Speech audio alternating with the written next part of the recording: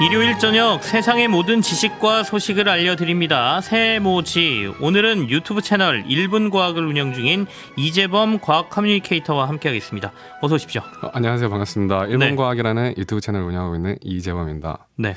아유, 오늘 하고 오신 그 복장으로는 전 래퍼인 줄 알았습니다. 아, 랩도 엄청 좋아하는데 네. 저도 오늘 넥타이 보고 아, 저분은 과학하시는 분이구나 했어요. 왜냐면 넥타이 모양이 그냥 별빛들 같은데 네. 우주의 별빛들. 네. 네. 서로 외모만 보고 오해할 수 있다는 걸 오늘 둘이서 증명을 하고 있습니다.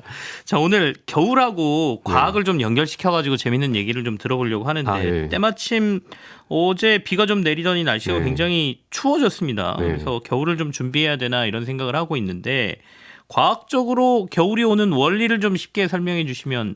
네, 이제 드디어 겨울이 찾아오기 시작했잖아요. 네. 이 겨울이 오는 이유가 많은 분들이 이제 태양과의 거리가 가까워져서인가라고 생각하시는 분들이 많이 있는 것 같아요. 네. 근데 거리랑은 전혀 상관이 없어요. 이게 지구가 태양을 공전하면서 거리가 어쩔 땐 조금 더 가깝고 어쩔 땐 네. 조금 더 멀고 할 거 아니에요. 근데 그런 거랑은 전혀 상관없이 지구의 자전축이 딱 똑바르지 않고 23.5도 정도 기울어져 있거든요. 그렇기 때문에 어떤 시기에는 어떤 지역이 더 태양을 정통으로 직방으로 맞고 어떤 경우에는 비스듬하게 맞아요. 네. 근데 정통으로 수직으로 맞으면은 에너지가 더 이렇게 집중돼 가지고 더 뜨거워지거든요. 비스듬하게 맞으면은 금방 에너지가 날아가서 그만큼 덜 이제 따뜻해지는 거예요. 그렇게 계절이 바뀌어요. 정통으로 맞을 때는 여름이 되고 비스듬하게 맞을 때는 겨울이 되고. 태양하고의 거리의 문제가 아니라 네. 지구축이 기울어져 있기 때문에 네. 이게 태양하고의 정면으로 태양빛을 받느냐 네. 아니면 기울어진 상태로 받느냐에 네. 따라서 여름과 겨울. 맞아요. 이- 거리는 정말 아무 상관이 없어요. 우리도 실험해 볼 수 있어요. 그냥 이제 막 난로 같은 거 켜고 할 텐데 네. 난로 앞에서 정면으로 이렇게 서봐요. 그런 다음에 살짝 비스듬하게 서봐요. 그러면 살짝 비스듬하게 섰을 때가 훨씬 시원하고 훨씬 덜 따뜻해요. 네네. 다시 정면으로 서면 바로 따뜻함을 느낄 수 있거든요. 내가 지구다고 생각하고 난로 앞에서 이렇게 한 바퀴 삼행시도 돌다 보면은 이해가 바로 직관적으로 피부로 느껴질 수가 있어요. 결국엔 지금 겨울이 오는 원리는 네. 정면이 아니라 축이 이렇게 기울어지면서 기울이는 네. 각도가 조금 더 커졌을 때 겨울이 온다 이런 얘기가 네. 되네요. 맞아요. 근데 겨울하면 딱 떠오르는 이미지들이 몇 가지가 있죠. 네. 눈도 있고 네. 스케이트를 타는 장면 뭐 이런 것들도 있고요. 네. 그게 다 결국에는 물하고 관련된 거잖아요. 아, 맞죠. 예. 물은 신기하게도 뭐 고체로도 변하고 네. 기체로도 있고 액체로도 있고 뭐 이런 것들 때문에 겨울이 오는 것 같은데 네. 이와 관련돼서 과학적인 저희가 좀 생각해야 될 것들이나 재밌는 얘기가 있을까요? 네, 아, 그럼요. 물은 정말 지구에서 그냥 지구뿐만 아니라 온 우주에서 엄청나게 특이한 물질이에요. 어떤 액체도 다 막 뭐 얼어가지고 고체가 되고 다시 기체가 되고 변화를 한단 말이에요. 네. 근데 물은 특이하게 엄청 특별한 성질이 있는데 여기 딱 그 앞에 얼음이 있다고 해봐요. 얼음 조각이. 네. 이거를 가장 빨리 물로 만들 수 있는 방법이 뭘까요? 열. 열. 네. 막 열로 해가지고 어떻게 막 뜨겁게 해서 빨리 물로 만들면 될 것 같잖아요. 근데 사실은 가장 빨리 할 수 있는 방법은 내 몸만 가지고 할 수 있는 방법은 엄청 강하게 이 몸을 사용해서 엄청 강하게 무게를 줘가지고 눌러버리면 돼요. 얼음을. 아, 얼음을 세게 누르면은 압력이 세지면 네. 빨리 변하나요? 네. 물로 변해요. 굉장히 특이하게 거의 모든 그 물체들은 고체 상태일 때가 가장 밀도가 높아요. 네. 근데 물은 액체 상태일 때 가장 밀도가 높아요.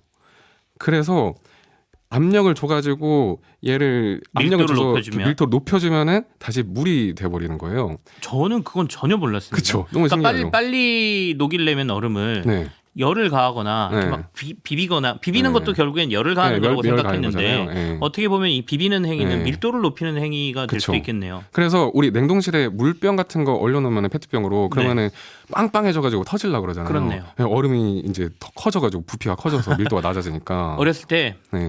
야쿠르트 얼려 먹는 거 좋아했거든요. 네. 그거 그렇죠. 올려놓으면 꼭 위에가 터져가지고 맞아요. 세면 맞아요. 어머니한테 엄청 혼났습니다. 네. 등짝 스매싱 맞고. 그렇죠. 네. 근데 그게 엄청 우주에서 특별한 물질이다. 뭐 원래는 다 그렇지 않는다. 그래서 똑같은 원리 때문에 스케이트도 탈 수 있는 거예요.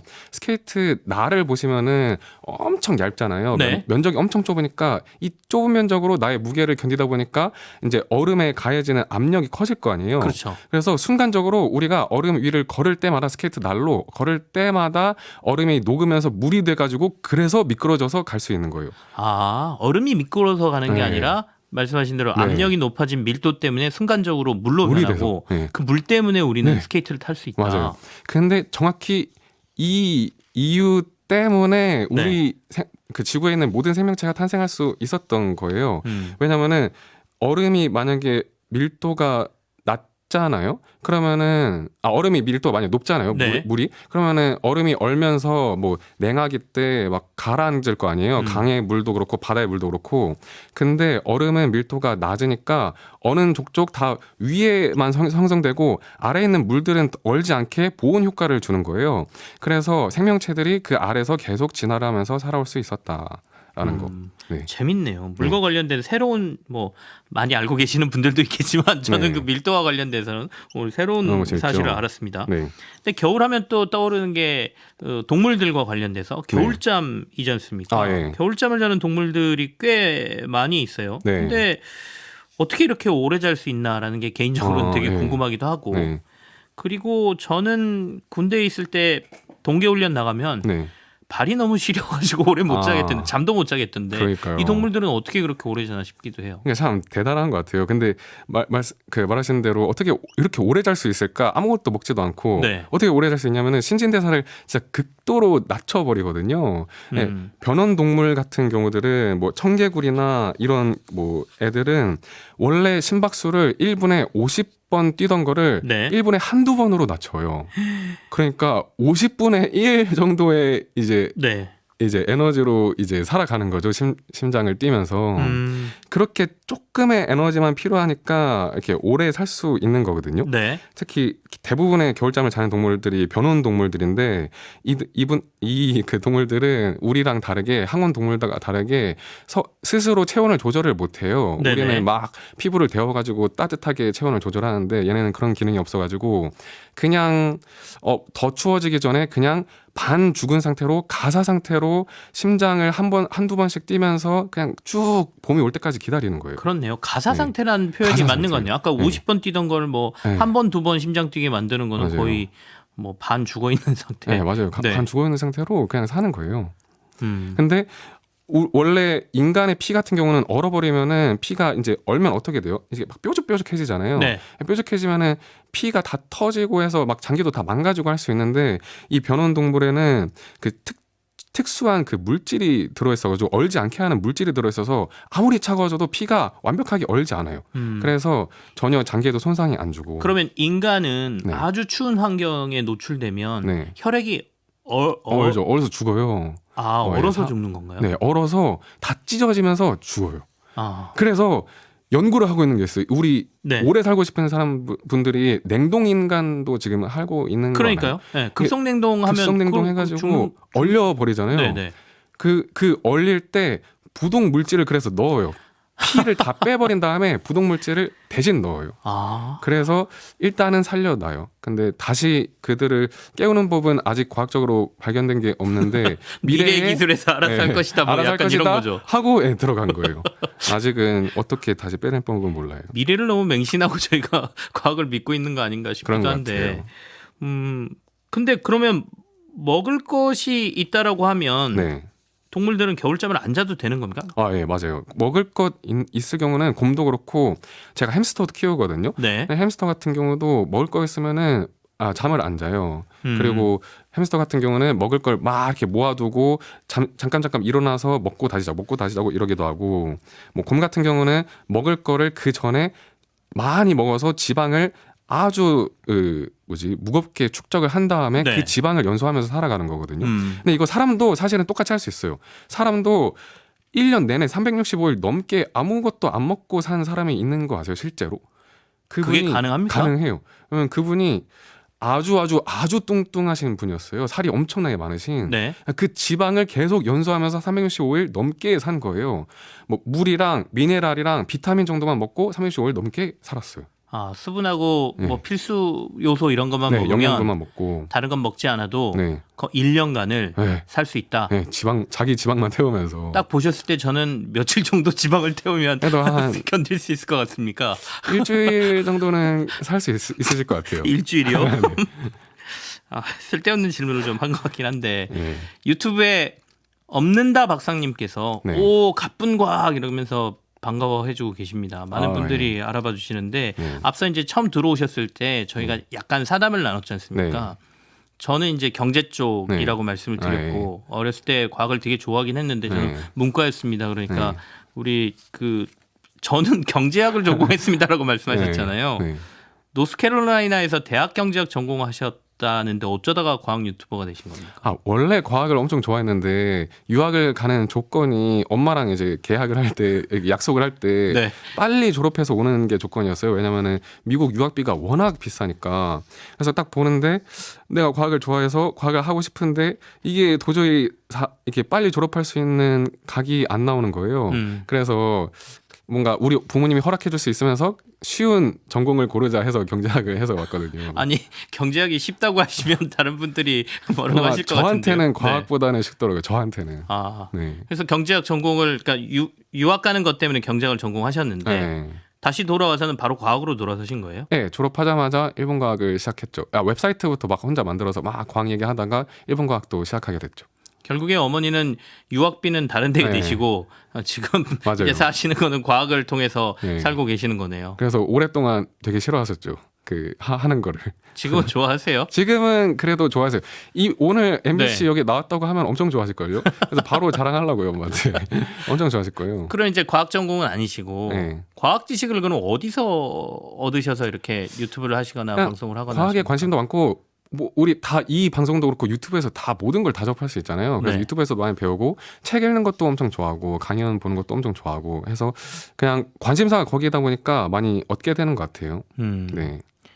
단식 실험하다가 건강이 실제로 본인이 악화됐다라는 얘기도 있던데 네. 그건 맞아요. 아까 저한테 그러면 검증을 통해서 일주일은 견디실 것 같습니다라고 맞아요. 말씀하신 건가요? 경험담. 제가 제 몸 가지고 실험하는 걸 좋아해서 막 여러 가지 실험하다가 알게 된 사실들이 많단 말이에요. 그래서 아까 365일 넘게 사신 분도 저 혼자서 실험하다가 알게 된 거예요. 이거 얼마나 살 수 있나 인간이 해서 실험하다가 알게 됐는데 며칠까지 해보셨습니까? 저는 3일까지 해봤는데 그 이상 못 하겠더라고요. 저는 너무 기운이 없어가지고.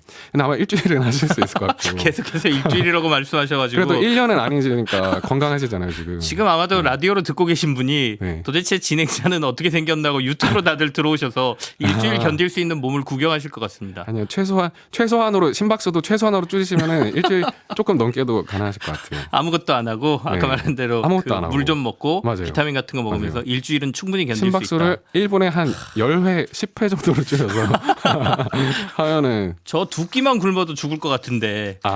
그래도 생각보다 인간이 강하더라고요. 제가 몸 가지고 실험해봤는데. 근데 몸 가지고 실험하시는 건 좀 주의를 하셔야 되는 거 아니에요? 건강을 해치시면 안 되니까. 맞아요. 이 부분은 엄마한테 비밀로 하고. 나머지 저희가 겨울 얘기를 과학하고 연관지어서 하고 있었는데 겨울이 되면 기후에 따라서 이렇게 덩치도 좀 변한다. 그러니까 실제로 사람도 이렇게 뭐 겨울과 여름에 따라서 몸무게나 뭐 덩치가 좀 변합니까? 바뀌어요. 바뀌고 인간뿐만 아니라 북극이나 추운 지방에 있는 동물들은 다 보면은 동글동글 하거든요. 여름 쪽 이렇게 더운 쪽에 사는 동물들은 다 축축 늘어져 있어요. 뭐 코끼리도 그렇고 기린도 그렇고 축축 늘어져 있는데 겨울 쪽 추운 쪽으로 가면은 막 사막여우래. 겨울에 북극여우도 그렇고 다 동글동글해요. 이게 지방도 많이 축적을 해놓고 그리고 열 손실도 최소한으로 하기 위해서 동그란 모양을 하고 있는 거거든요. 면적이 넓으면 그만큼 열이 손실이 많이 되니까. 그래서 겨울 동물들은 동글동글해서 사람도 동글동글해요. 북쪽에 사는 분들은. 심지어 같은 나라더라도 중국이더라도 북쪽 에 사시는 분들은 더 지방도 많고 더 동글동글하고 더운 쪽은 더 반대고 이렇더라고요. 그러면 겨울이 되면 덩치가 작아지는 거예요? 커지는 거예요? 커지죠. 지방을 축적하면서. 도리어 커집니까? 네. 그럼 전 여름의 세상으로 가야 되는군요. 여름에 사시면은 아마 더워서 많이 땀도 나면서 땀도 나고. 근데 이거 다 우리는 먹을 게 풍부하니까 상관이 없을 거예요, 거의. 많이 먹으면 결국엔 덩치하고 상관없다 이런 말씀을 주셨습니다. 자, 오늘 겨울과 관련된 과학 얘기 재밌게 풀어봤는데요. 지금까지 이재범 과학 커뮤니케이터와 함께했습니다. 고맙습니다. 감사합니다.